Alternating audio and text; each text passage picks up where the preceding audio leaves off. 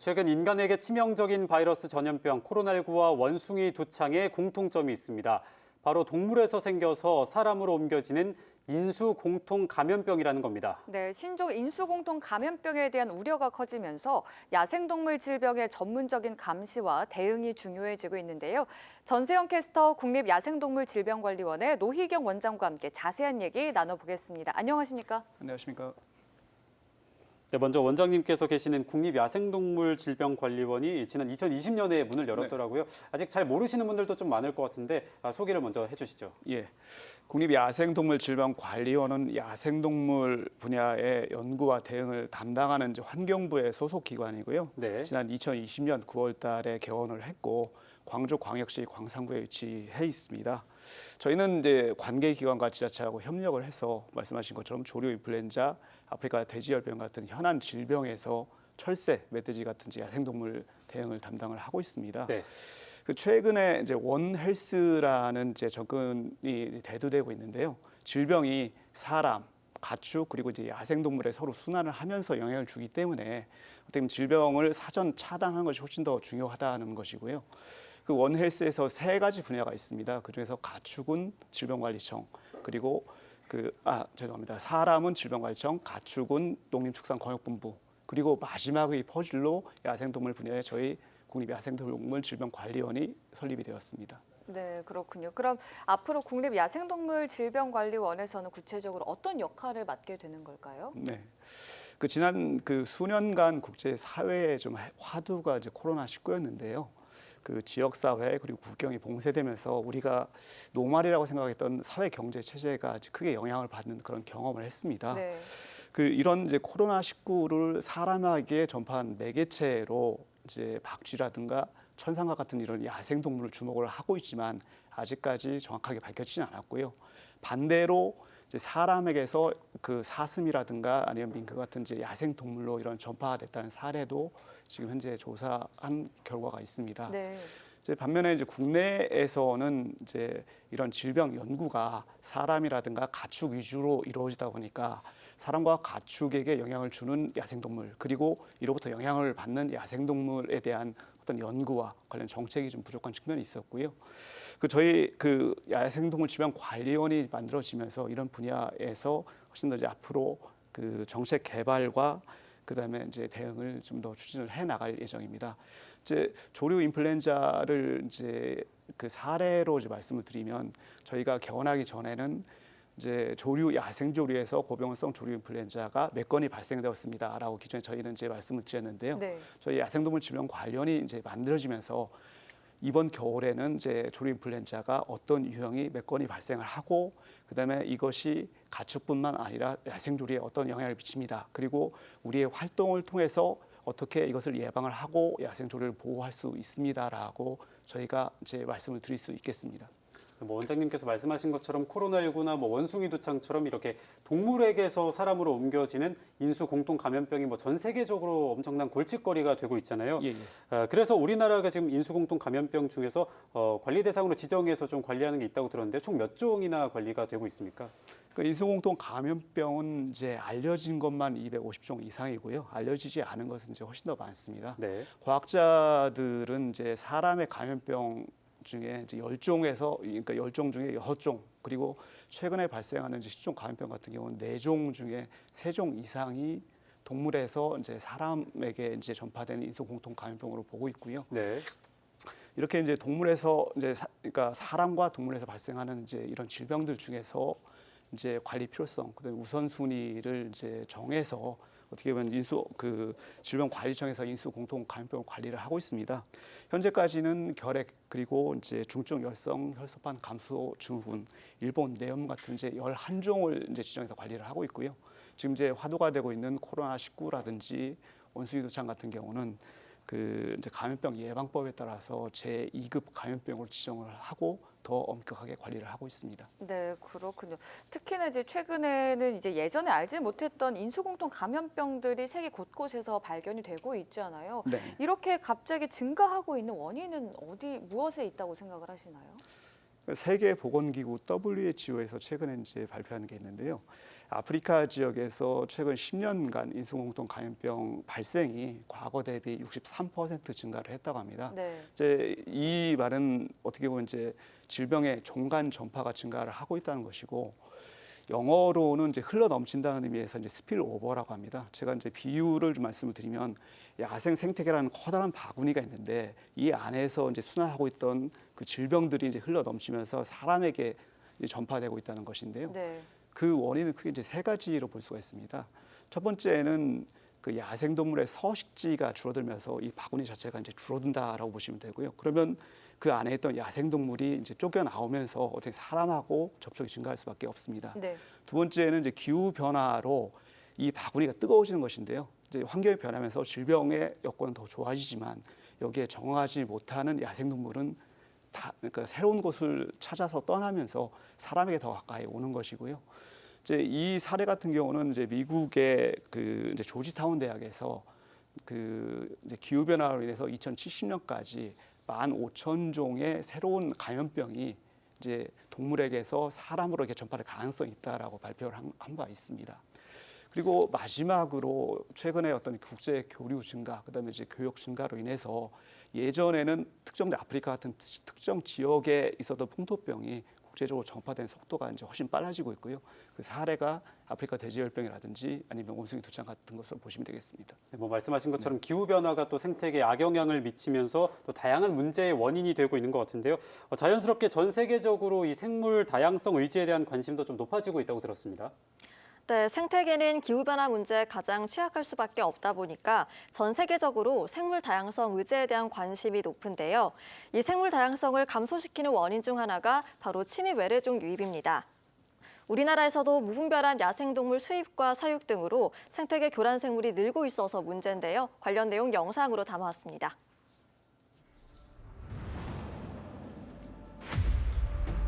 최근 세계적으로 생물 다양성 의제가 떠오르고 있습니다. 기후변화가 생태계를 위협하고 있기 때문인데요. 기후변화 문제의 국제적 대응 방안을 마련하는 유엔 산하 기후변화에 관한 정부 간 협의체는 지난해 관련 보고서를 발표했습니다.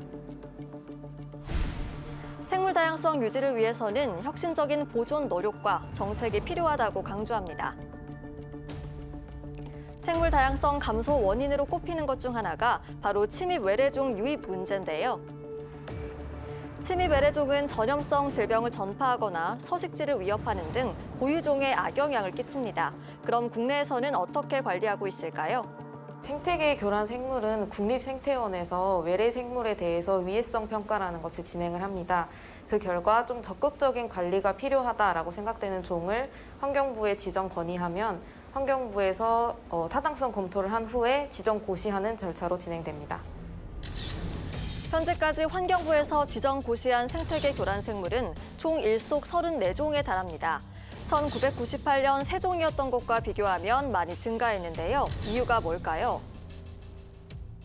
최근 국제 거래 그리고 인터넷 거래가 증가하면서 외래 생물을 애완용 혹은 사육용으로 반입하는 경우가 많이 쉽게 늘어나고 있습니다.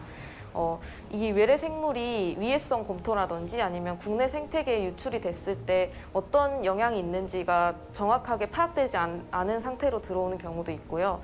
그리고 개인이 애완용으로 들여온 경우 만약에 사육이 어렵다 이런 경우 쉽게 유기하거나 방생하는 경우가 늘고 있기 때문에 생태 교란종이 늘어난 것으로 추정하고 있습니다. 특별한 애완동물을 찾는 사람들이 외래 야생동물을 들여와 키우다가 생태계 교란 생물로 지정되거나 키우기 어려우면 결국 유기하거나 방생을 하는 건데요. 실제로 지난해 윤미향 의원이 환경부와 농림축산식품부로부터 제출받은 유기 야생동물 신고 및 구조 현황 자료를 보니까요. 2019년에는 조류 137마리, 파충류 58마리로 총 195마리였고요. 2020년에는 조류 162마리, 파충류 118마리인데요. 총 280마리로 많이 증가한 걸 볼 수 있습니다.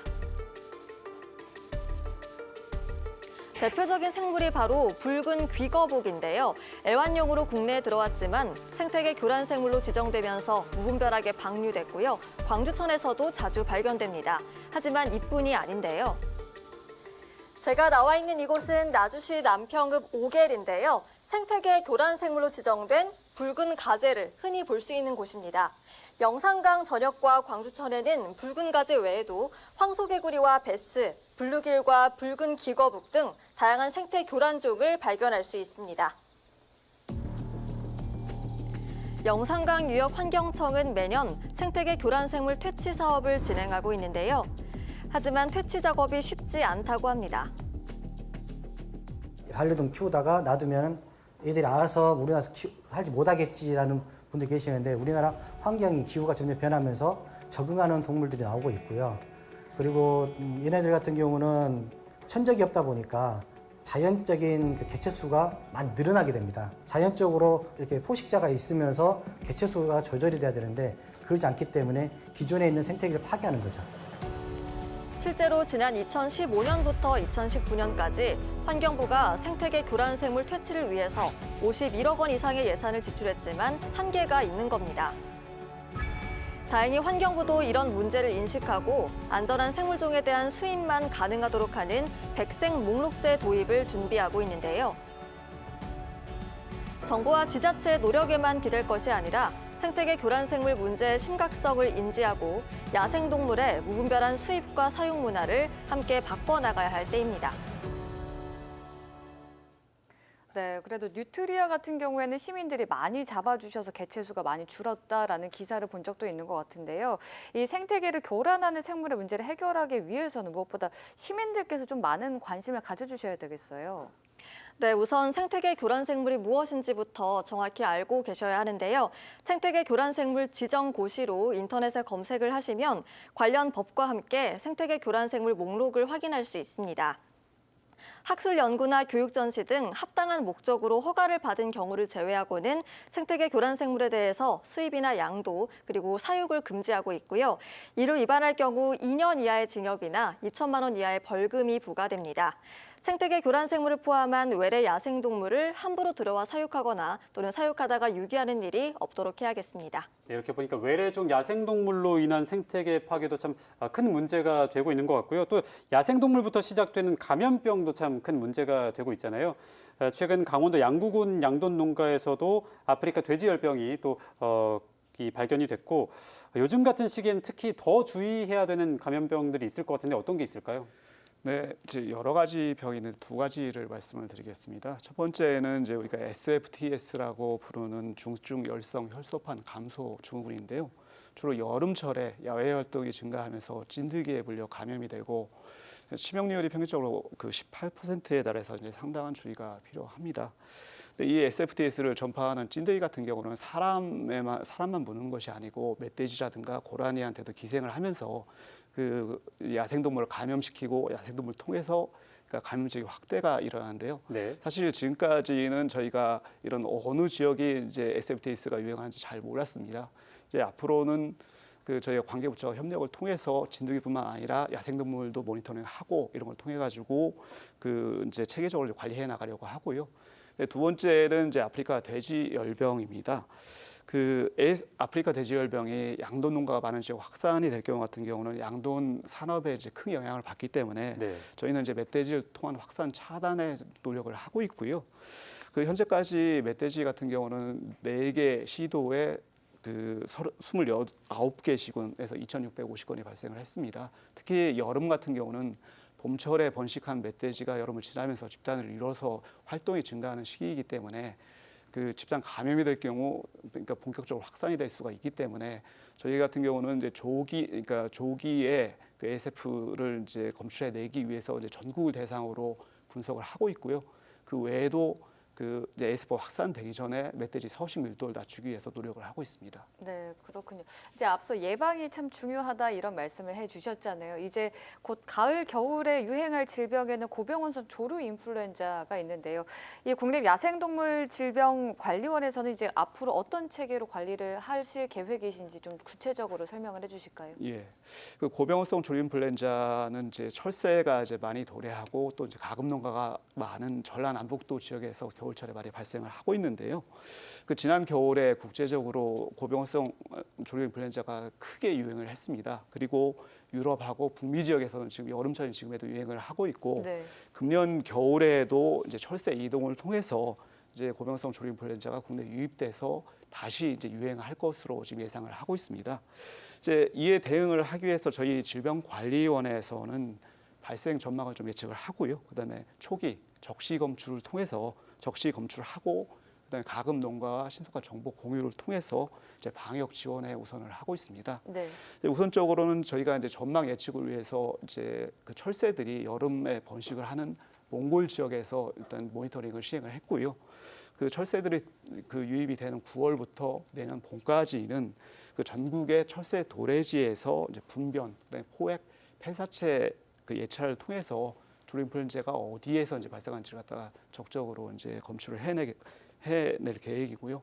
특히 이제 금년 같은 경우는 그러니까 예년에 비해서 이제 조류 인플루엔자가 빨리 유입이 될 수 있기 때문에 고방오리 같은 어떤 특정 조류에 대해서 맞춤형 예찰을 하고 이를 통해서 조기에 검출을 하도록 노력을 할 예정입니다. 네, 뭐 계절마다 유행하는 질병은 다르지만 계속해서 좀 바쁘게 활동을 하셔야 될 것 같은데요. 앞으로 국립야생동물관리원에서 어떤 사업들을 좀 추진하실 계획이신지도 한번 짚어주시죠. 예, 저희 야생동물 질병관리원은 이제 야생동물 질병에 특화된 전문 기관이기 때문에 그 단순하게 이제 모니터링뿐만 아니라 기술 개발, 그다음에 연구 관리에도 노력을 하고 있습니다. 특히 이제 ASF 같은 경우는 지금 장기화에 대비해서 백신 개발을 추진을 하고 있는데요. 국제적으로 아직까지 ASF에 대해서는 성공적인 상용화 백신이 아직은 개발되지 않은 상태입니다. 네. 그렇기 때문에 저희는 이제 국내에서 이제 그 바이러스를 가지고 지금 이제 백신 후보주를 이제 만들고 있고 또 미국에서 만들어진 백신 후보주도 좀 효과를 검증을 하고 있습니다. 이를 통해서 저희가 만들고 있는 이제 백신 후보주가 효과가 있다라고 하면 이를 이제 멧돼지가 먹는 먹이에 이제 같이 이제 섞어가지고요 미끼 백신을 개발하고 네. 이를 통해서 이제 ASF가 확산되지 않도록 사전에 좀 차단을 할 계획입니다. 네. 이제 이런 ASF 백신 개발 같은 이런 것들을 통해서 저희가 그 어떤 이제 야생동물 질병 전문 기관으로서 어떤 경험, 그다음에 인력 그리고 인프라를 확충을 해 나가게 되면 앞으로 AS뿐만 아니라 그 향후 발생할 수 있는 신종 감염병에 대해서도 야생동물 분야는 걱정을 하시지 않도록 저희가 최선을 다하겠습니다. 네, 이런 노력들이 잘 빛을 발해서 앞으로 인수공통 감염병이 줄어드는 그런 날이 찾아왔으면 좋겠습니다. 오늘 시사와에 대해서는 야생동물 질병의 관리와 대응 실태에 대해서 짚어봤습니다. 함께해 주신 두 분 고맙습니다.